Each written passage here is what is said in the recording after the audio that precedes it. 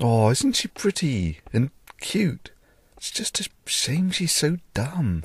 Oh, now, Thunderfoot, how can you besmirch a pretty young thing like that? Justify yourself, man.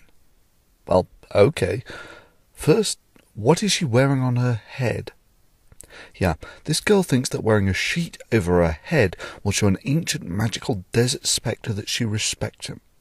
But shouldn't we respect her faith and religion? Well, no. Simply no. And I'll tell you why.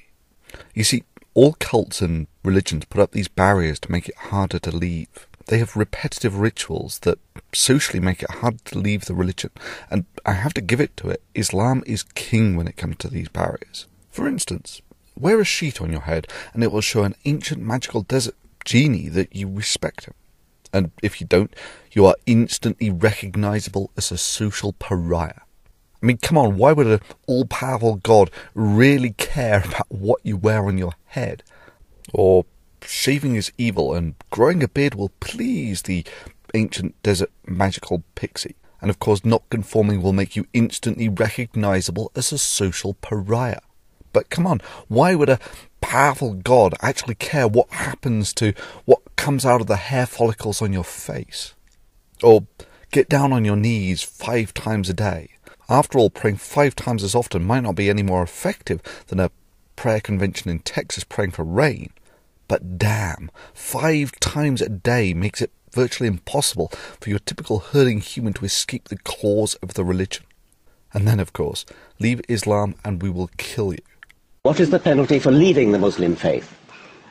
To be honest, I cannot back that point up. Dr. Muqaddam, what is the penalty for apostasy?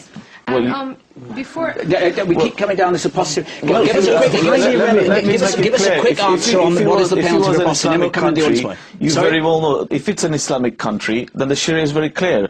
Apostasy is dealt with the death penalty. Thank you, that's all I want to hear. You know, like that guy in Iran at the moment who is purportedly born a Muslim. So now that he's grown up and says that he's a Christian, this obviously means that under Islamic law, as practiced in an Islamic country, that he should be executed. It's all designed to create social conformity to the religion and to make it harder to leave. So no, I have no respect, none whatsoever, for a woman who embraces the very tools of her social thraldom, no matter how well it's accessorized. To me, putting a sheet over your head to appease some desert spectre commands exactly as much respect as putting a box of ramen noodles down your jockstrap to show the flying spaghetti monster how much you love him. But that's not the only reason this Islamic makeup girl is dumb. She abused the Digital Millennium Copyright Act. She filed DMCAs for her own purposes when Potholer 54 had the temerity to draw attention to her scientific illiteracy that she decided to vocally parade on YouTube. Sorry, girl, but that's a big no-no. You choose to inject your scientific illiteracy into this forum. But first and foremost, I'm a scientist with a first-class honours degree in human biology from a top British university. Yes, I believe that the first human being, our ancestor Adam, peace be upon him, was created by God in heaven. And now you have no grounds whatsoever to complain when you get called on it. Now, a more compassionate and understanding guy than Potholer 54 you will not find. But I'm not Potholer. Indeed, for me, this free and open forum thing is one of those black and white, never compromise type issues. Never compromise. Not even in the face of Armageddon. That's always been the difference between us, Daniel. You see, when you filed those DMCAs, you claimed under penalty of perjury, a criminal offence, that you owned the copyright. And when the counter notices were filed and you did not sue, you de facto lost. Indeed, you can be sued for doing it. Further, it also puts you on pretty shaky ground for maintaining a YouTube account, as you claimed that you were making the claim in good faith, and that your account would be terminated if it wasn't.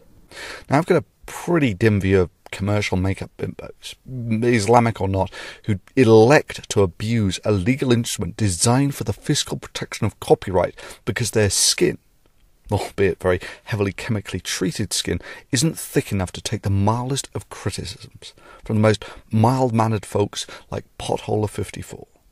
Further, I have to say that your excuses for abusing the DMCA are risible.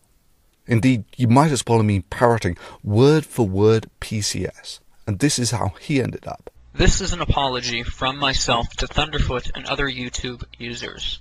I confirm that the contents of this apology are true and accurate. My username on YouTube is VenomFangX. As many of you may know, there has been a dispute between Thunderfoot and myself over the past few weeks. We have resolved that dispute, and as part of the resolution, I am here to express my regret for the misuse of the Digital Millennium Copyright Act to serve takedown notices in relation to a number of Thunderfoot's videos on YouTube. Now, if you and your staff had just admitted that you got it wrong and that you'd abused the DMCA out of naivety, I could have let this one slide and we could have chalked it up to Allah giving you bad advice because he wasn't up to speed on modern copyright law or something. But that's not what happened. You acted like you'd done nothing wrong. And that's bull. And it sets a lousy precedent. And that's why I'm making this video. So you can file a DMCA against this video in bad faith if you want. And when you lose the counter notice, we will see if YouTube makes good on its promise to terminate the accounts of those who persistently abused a legal instrument of the DMCA.